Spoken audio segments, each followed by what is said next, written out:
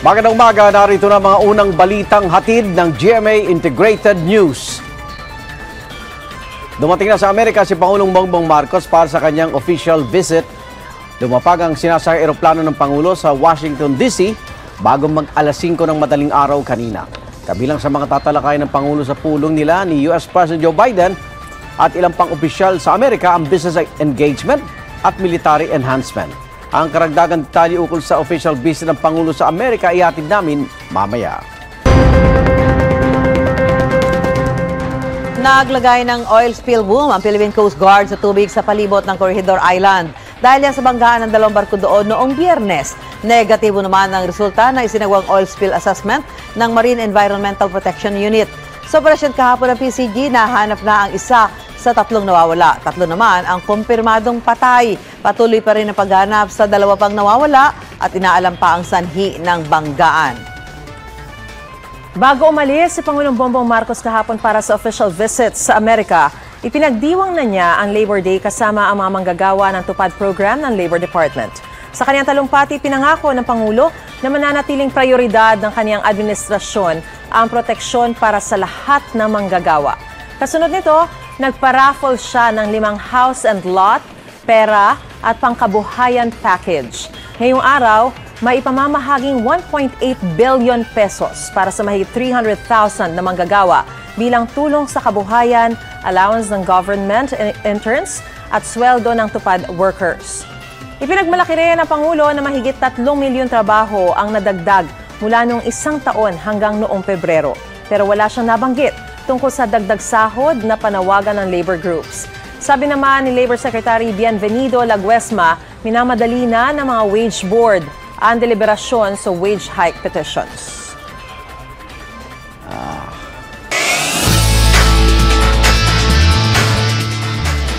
Muling pinatunayan ng Arellano University Chief Squad na sila ang bida ng dance floor sa katatapos lang na NCAA Season 98 Cheerleading Competition.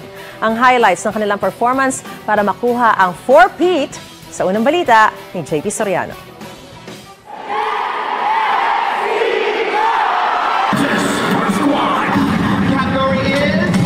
Pasiklaban sa malabuwis buhay na routines ang 10-member schools para sa NCAA Season 98 Cheerleading Competition sa Rizal Memorial Coliseum. Iba't iba ang level of difficulty ng stunts at routine ng cheer squads.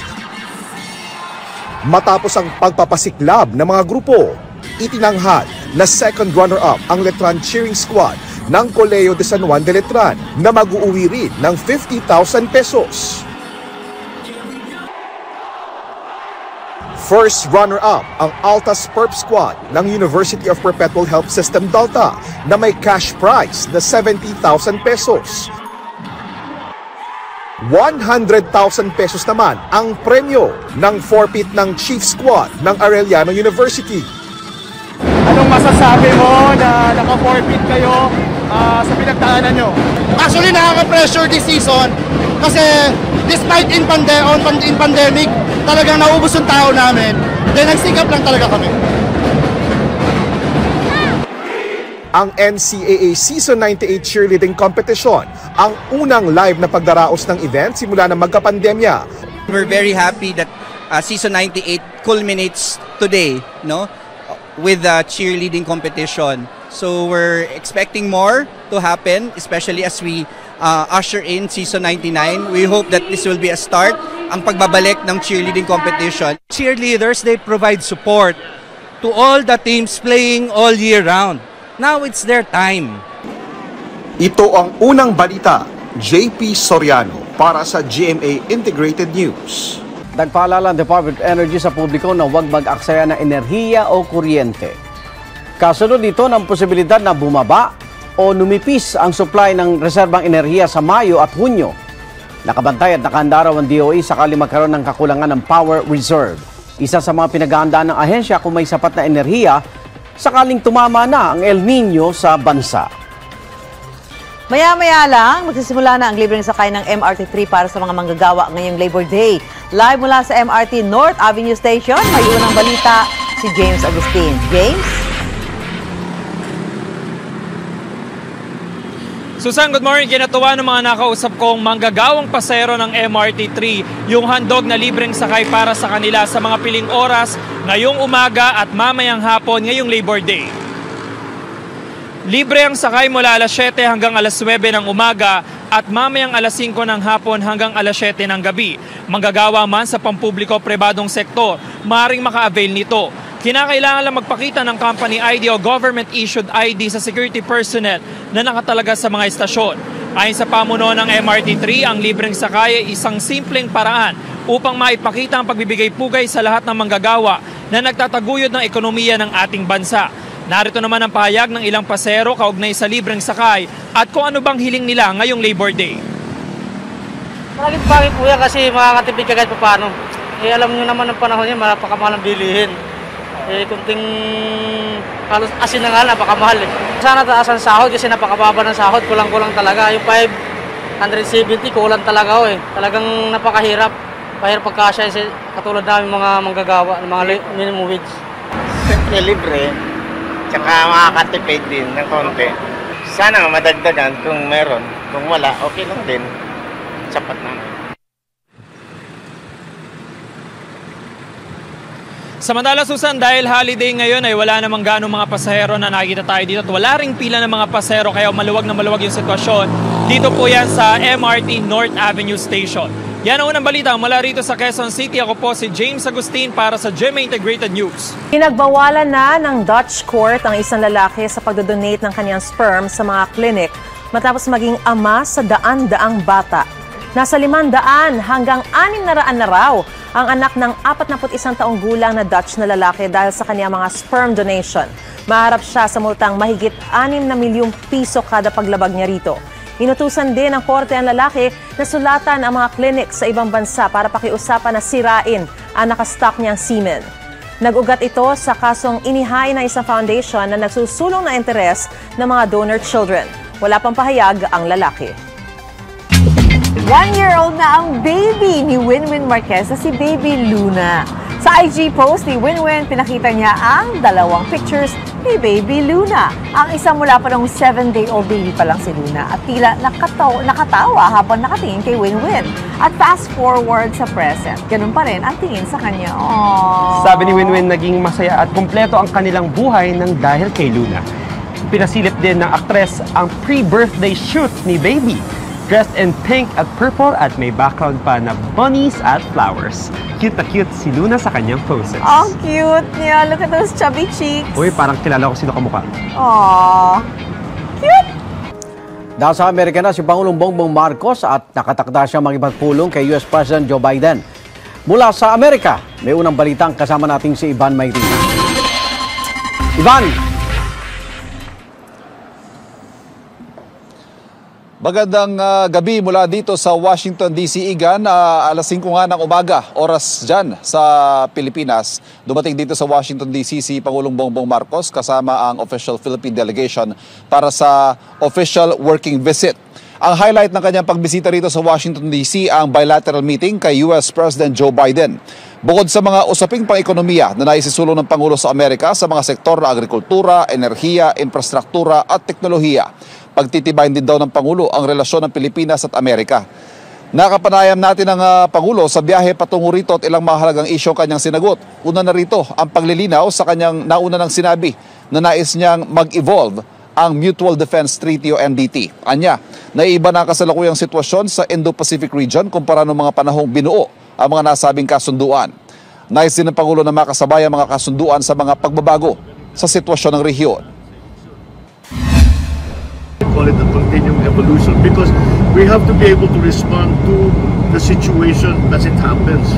And if once the situation changes, we should also still be able to be responsive to that. Napag-usapan natin and all of these things. So that's really that's really one of the main purposes of the visit. Nagsalita rin ng Pangulo kaugnay ng pinakahuling insidente ng muntikang banggaan ng barko ng China Coast Guard at Philippine Coast Guard dahil sa mga mapanghamong galaw ng China. Ito raw mismo ang mga sitwasyong nais niyang iwasan kung kaya't dapat na agad makabuo ng team ang panig ng China na maaaring makausap ng team ng Pilipinas, bagay na hindi pa raw naisasapinal ng China. Hindi naman nabanggit ng Pangulo kung sino sa panig ng China ang kanyang nakausap. Very agreeable. They're working on it. But you know, I said until we have that, we will continue to be doing this. So binalik ko yung usapan sa fishing grounds. Sabi ko, pwede ba pag-usapan na natin yung fishing ground? Dahil ito naman talagang first priority natin for now. I mean, of course, the overall priority is to safeguard our maritime territory. But when you go down into the details, the most immediate, let's say, concern is the fishing rights. So that's what we have to do. That's what we have to decide. And they have agreed again to sit down. Nilinaw din ng Pangulo ang magiging papel ng Pilipinas sa Indo-Pacific region sa gitna ng namumuong tensyon sa pagitan ng China at Taiwan. Ang ating daw papel ay ang piliting mapanatili ang kapayapaan at ang kaligtasan ng ating mga mamamayan ang prioridad. Hindi raw papayag na gawing launching pad o panggalingan ng Pilipinas ng anumang aksyon militar na lalong makapagpapalala sa tensyon. Natanong din ng Pangulo sa kanyang posisyon sa mga mungkahing pagbabalik ng mandatory o sapilitang pagsusuot ng face mask sa gitna ng pagtaas sa mga kaso ng COVID-19 sa bansa. Sagot dyan ng Pangulo, we might have to o baka mapilitan tayong gawin ito kung magpapatuloy ang pagtaas sa mga kaso. Muli rin daw isusulong ng gobyerno ang pagbabakuna bilang tugon sa kasalukuyang pagtaas sa mga kaso ng COVID-19. Samantala, sa nalalapit na pagtatapos ang appointment ban sa mga natalo sa eleksyon 2022, kinumpirma ng Pangulo na may mga ia-appoint siya sa pwesto sa pagsisimula ng ikalawang taon ng kanyang termino. Hindi niya sinabi kung sino pero may mga magagaling daw na hindi pinalad sa eleksyon na nais tumulong sa kanyang administrasyon.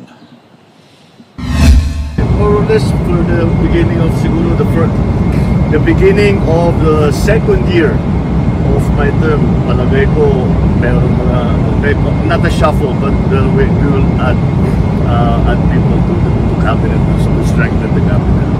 No, I will not announce anybody. How many? No, they should not hear it naman from the press. They should hear it from me. Kami muna mag-usap.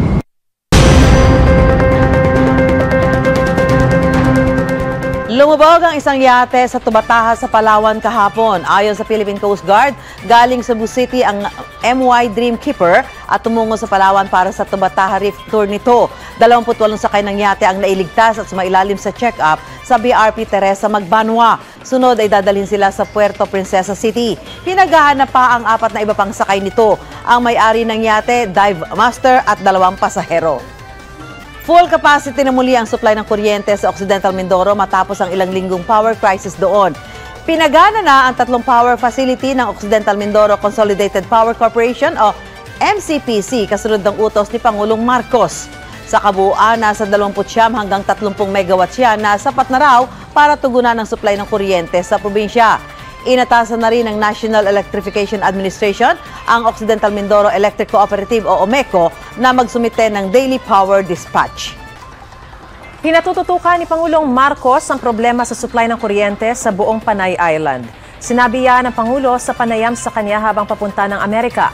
Noong Huwebes na mangyari ang malawakang brownout sa Iloilo, Aklan, Antique, Capiz at Guimaras. Ayon sa Pangulo, nagpulong na ang ilang opisyal kaugnay ng naging problema sa Panay Island sa power supply. Inaasikaso na rin daw kung paano magagawang i-distribute ang enerhiya mula Negros Island sa iba pang bahagi sa Visayas. The irony is, Negros actually has a surplus of power supply. What we were thinking about Negros was how do we get the surplus power out of Negros into the rest of the Visayas? Right. Because net loss sila, net undersupply sila. But suddenly this comes up and it turns out it's because of the distribution system, not the power supply. Libo-libong bangus ang inihaw para sa Bangus Festival 2023 sa Dagupan City, Pangasinan. Nagbigay saya rin ng ilang Kapuso Star sa fiesta. Yan ang unang balita ni Russell Simorio ng GMA Regional TV 1 North Central Luzon. Hile-hilera sa De Venecia Highway Extension sa Dagupan City ang nasa 1,000 ihawan. Sabay-sabay pinabagah ang mga uling para mag-ihaw ng bangus at iba pang seafood. Ilang sandali pa kainan na. Sobrang happy po kasi after pandemic po, ito po ulit. Super happy po na natuloy po ulit yung Bangus Festival. Naging instant reunion ng mga magkakamag-anak at magbabarkada ang pakikisa sa Bangusan Street Party. Umabot sa 25,000 bangus ang inihaw sa Kalutan Uddalan na siyang highlight ng Bangus Festival 2023. Sa wakas po, we will again promote our bangus industry. Yun po, alam naman natin lahat, we have the tastiest bangus in the world. They can only find it here in Dagupan City. Lalo namang nagpainit sa gabi ng mga Dagupenyo ang pakikisa ng mga bigating Kapuso stars. Hindi magkamayaw ang fan sa performance ng TikTok Lock host na sina Jason Gainza, Faith Da Silva, Grabia Mateo, Pokwang at Kuya Kim at Chenza. Ang saya, para sila mga bangus, lundagan ng lundagan sa saya. Worth it talaga yung traffic papunta dito. Mainit yung pagtanggap nila, mainit yung panahon. Talaga namang ang feeling namin talaga appreciated kami dito sa Dagupan. Welcome na welcome kami. Kinumpleto naman ang cast ng Voltes 5 Legacy ang fiesta vibes ng mga Dagupenyo.